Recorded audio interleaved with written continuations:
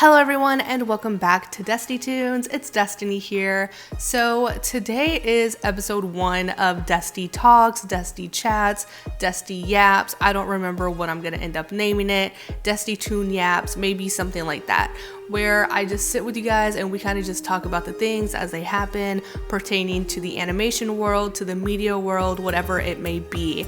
And yesterday I saw that Gltch dropped this photo. Sorry for the little earthquake moment, but they dropped this picture here. No caption, no nothing, just a picture of Kane on this stage, standing on stage, might I add, which doesn't usually happen with this character. We don't really see him standing on the ground very often, and it's leaving me to wonder what in the world is going to be happening in episode 8, and am I ready for it? So I've been trying to figure out how I'm going to introduce the Amazing Digital Circus here on my page, because I have consumed this entire series off camera. Now, I have reviewed almost every episode over on my TikTok page, which will be linked in the description below, but I have not talked about it here on YouTube, and I was kind of like trying to figure out how I would come about presenting it, because how am I going to react to the new episode that comes out when I have no other reactions here on my page? I feel like it would be kind of weird. So I'm making this video to help us transition into content that will be related around or revolved around the Amazing Digital Circus, because it's gonna happen when this new episode comes out. So if you are fans of the Amazing Digital Circus and you like my content, that will be coming out very shortly. Now, since we don't have any information about this next episode, we don't know what it's going to be about, we don't know when exactly it's going to come out or anything like that, but we can kind of start to make an idea, theorize a little bit based on what happened in episode 7. Episode 7 was a crazy episode. It was something I honestly was not expecting, and I'll admit right from the jump that I was in the half of the audience that believed that this was going to be a way out for our characters.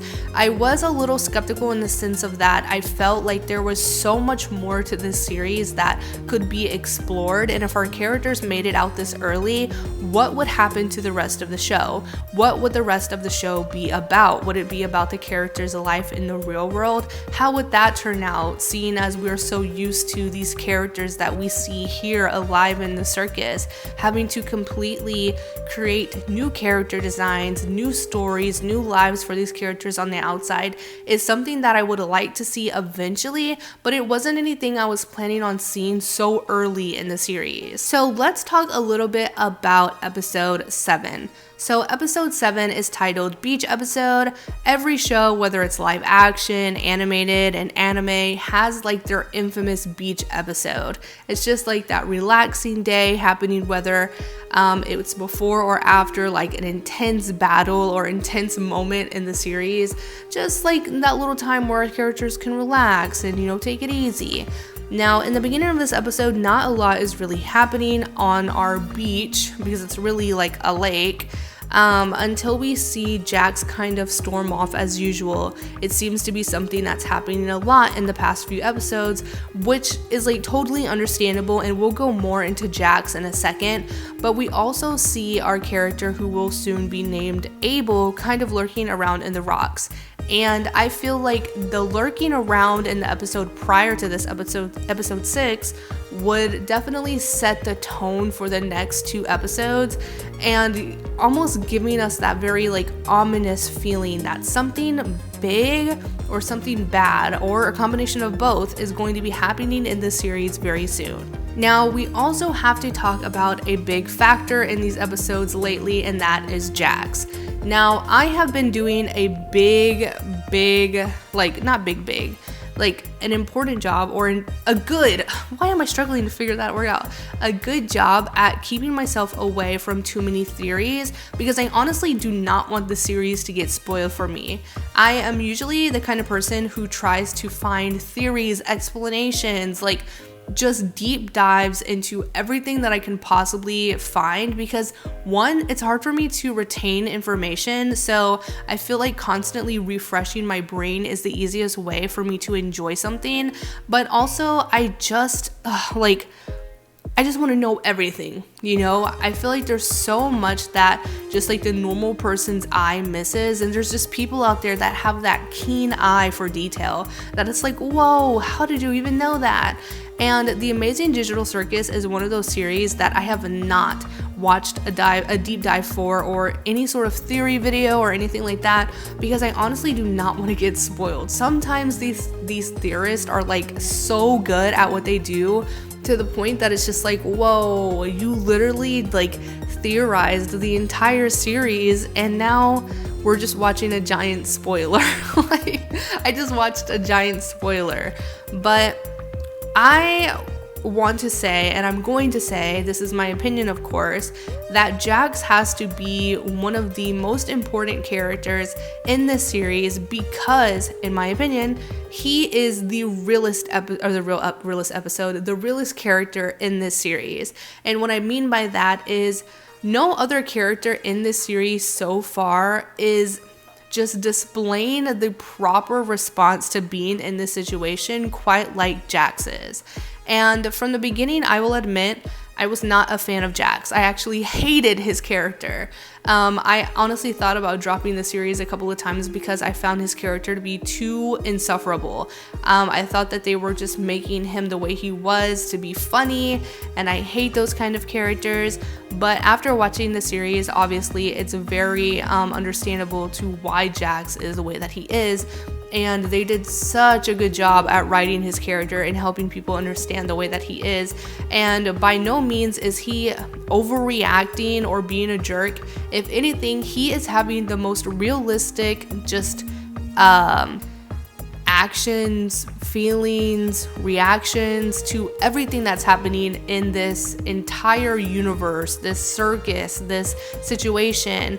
And I feel like episode 7 really explained that the most when Jax finally lost it. So Jax losing not one but 2 of his friends to the Amazing Digital Circus has to be an extremely just heavy burden, you know? Having to go every day with the constant reminder of their existence has to be difficult. Knowing that there isn't anything that you can do about it has to be exhausting. And on top of that, not knowing the outcome of your future, of your time in the circus as well. All of these are things that should cause a person to just either self-destruct, to either just close themselves off emotionally, and to just kind of lose hope. And the thing is, you're put in this situation where you have no idea what could be happening to you next. How on earth could you be thinking optimistically about anything? And I know that there's people out there where that's just the way that they roll, but Jax's very pessimistic view on this entire situation seems the most real, the most realistic out of every reaction we've seen so far. So when the plan is really starting to take off in episode 7, Jax actually mentions, what if all of this really is just a big ploy being played by Kane? What if he pops out and says, congratulations on this adventure, yada yada yada. I immediately thought to myself, Jax is just being a bump on a log when he said this. I wanted to believe with the rest of the characters. I wanted to have hope with the rest of the characters. And Jax, in that moment, I wish that I could explain it how I'm feeling it in my head. But now I understand Jax's frustration with all of the other characters and just his frustration in general, because knowing and then seeing people just deciding to also not jump on board with you has to be frustrating.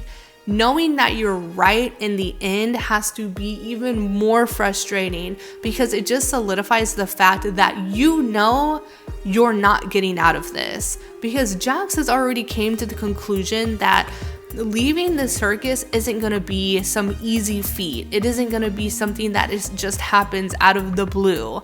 And it sucks that our characters and the audience as well had to learn the hard way that things in this universe are not going to come easy. And unfortunately, on behalf of Jax's sanity, we see that he was right all along, and that this place might be even darker than they thought. Also, in episode 7, we see Jax getting these sort of flashback memories of some real analog horror looking stuff. You know, a dark driveway. I believe there was even footage from like in a forest, something that looks like it could be from The Conjuring or something. Like, listen, it was kind of spooky.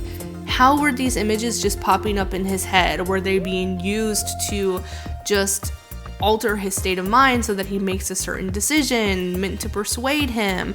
Like, if Kane is able, or even if it's not Kane, if it's someone else who has the ability to control our characters from the outside and they're able to implant either memories, thoughts, ideas, or anything like that that actually alters their mind in any way, this entire situation can be even more darker than we thought.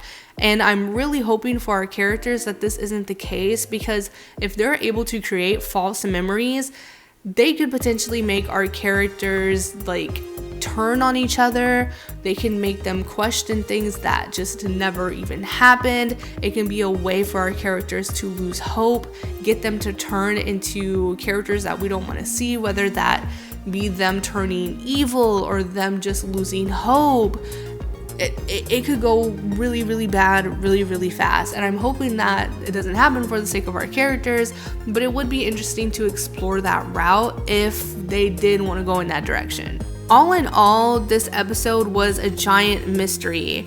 It furthers on my questions that I have with Kinger and his part in this entire situation. We know that he has been here longer than the other characters, and he even mentions the name of the first character in this circus to be abstracted.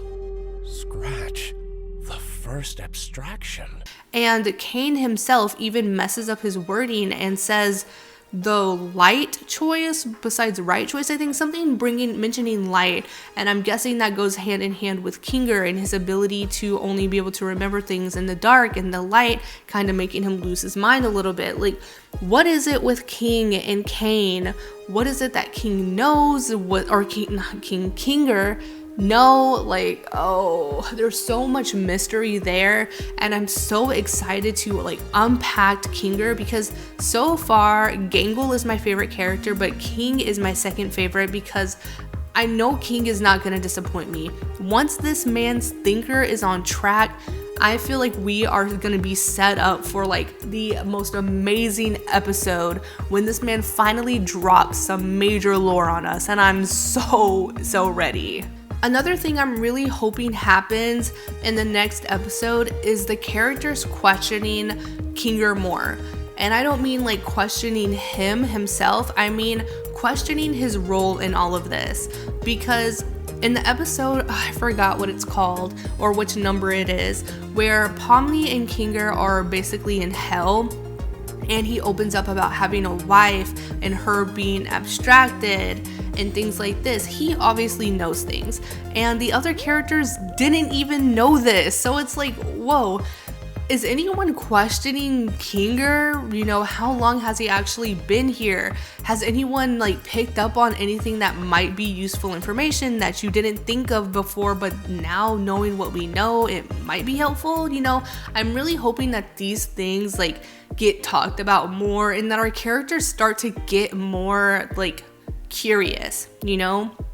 We see them playing along in these games and these adventures, and I know that it's important for them to do things. It's kind of like animals and humans alike. Being stimulated keeps us from going insane. I couldn't imagine the characters kind of just sitting in the circus every day, all day, every day. They would lose their mind quite literally. So going on these adventures, it gives them something to do. It passes the time.